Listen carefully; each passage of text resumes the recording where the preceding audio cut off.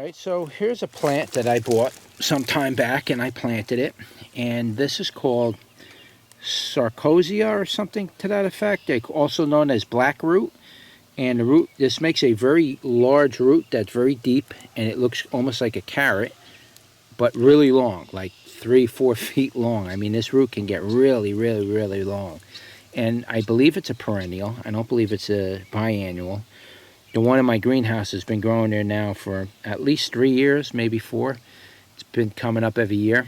But I wanted to show you the flowers to the black root right here. And just so you know, I will put the correct name in the title and a description, so you get the exact name of what this is and what I'm videotaping. But yeah, I believe it's called black root, and it's very popular in, like, you know, Europe and maybe even Eurasia, those countries out there. It's kind of popular out there, where it's not really that popular here per se.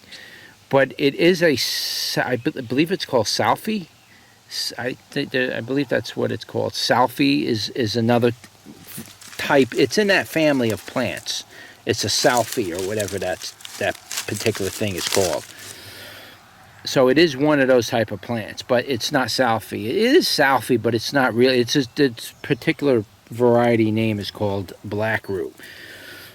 So maybe we'll dig one of those up and we'll eat it, and try to eat it before I move, if I move. Here again, here's a flower coming up. It looks very much kind of like a dandelion. See that? And this is the bud. Another bud right there. And this is the first year it flowered, these right here, and this is what its second year. This is the second year. The other one inside is like three or something years old. Here's what the leaf looks like. And I believe this is a perennial. It'll come up every year. And it just gets bigger and bigger and bigger. So this might be a plant you might want to grow for, I don't know, 3 or 4 years before you actually uproot it, because you want to get a pretty good sized root on it. So you may want to wait something like that before you actually harvest the roots from it. But I'm going to let it go to flower, and I'm going to get seeds from it, and then maybe I'll offer seeds on my website once it comes to maturity and I can get some decent quality seeds. I will definitely offer seeds for it. Here's another look at the leaf.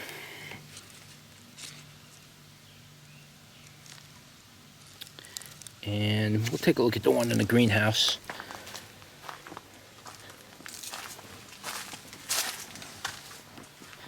Now this one here has been growing for quite a while. Seeds fell and they got into the gravel and they just sprouted and started growing. So yeah, it's kind of mold because I'm walking in here and everything, but it usually comes up like a little plant like that, you know. And it comes up, see, it's very fragile. It wants to snap very easily. Yeah, you see, this is in a bad location because I'm always here working at this table. I don't know if you could eat the leaves or the roots. I really don't know much about it. But like I said, I'll leave the right name in the description and you could do some research on it for yourself. I'll try to find whatever I can off of Wikipedia or whatnot. And I'll leave the links down below for all that stuff. And we'll leave the information that I can gather up about it. But it's actually a good eating plant. It's a good survival food. If you're looking to, you know, live in the woods or the wild, and you're looking to grow plants that can just keep coming up every year and reproduce relatively pretty easy, that's going to feed you, this would be one of the ones you'd want to look into.